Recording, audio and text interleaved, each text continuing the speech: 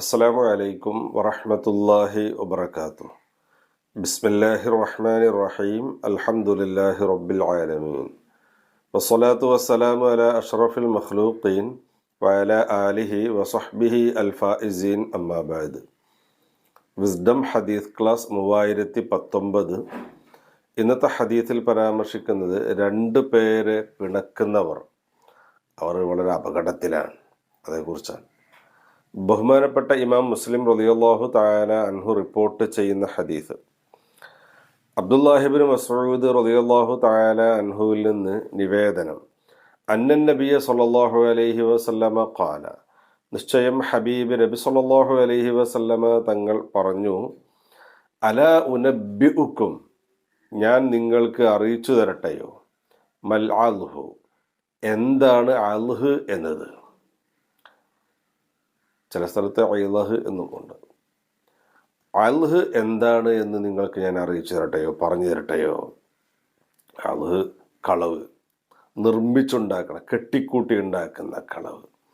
എന്നാൽ അത്തരത്തിലുള്ള ഏറ്റവും വലിയൊരു കളവ്, യഥാർത്ഥത്തിലുള്ള കെട്ടിക്കൂട്ടുണ്ടാക്കുന്ന ഒരു കളവ് എന്താണെന്ന് പറഞ്ഞു തരട്ടെ. ഒരു മനുഷ്യൻ്റെ നന്മയിൽ കറുപ്പ് പുള്ളി വീഴ്ത്തുന്നൊരു സ്വഭാവമാണ് അൽഹ്.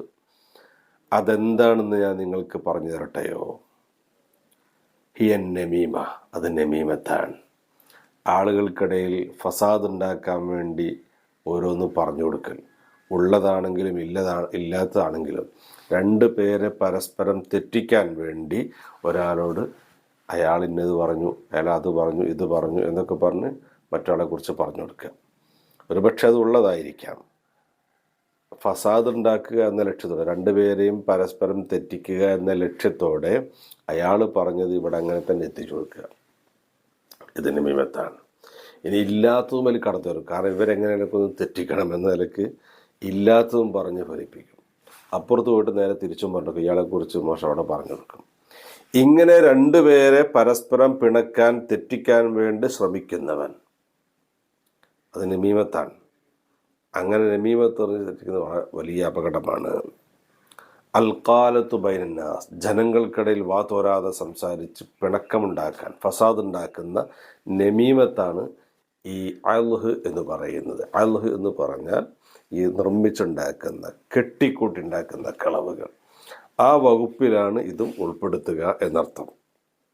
അത് മനുഷ്യനെ നരകത്തിലേക്ക് എത്തിക്കും, മനുഷ്യനെ അപകടത്തിലാക്കും. മാത്രമല്ല, നമ്മുടെ നന്മയിൽ നിന്ന് നമ്മുടെ നന്മ ചോർന്നു പോകാൻ അത് കാരണമാണ്. ഒരല്പമെങ്കിലും നന്മ നമ്മുടെ മനുഷ്യനിൽ എവിടെയെങ്കിലുമൊക്കെ ഉണ്ടെങ്കിൽ അതില്ലാതെയാകാൻ ഈ ഒരു സ്വഭാവം കാരണമാണ് എന്നർത്ഥം.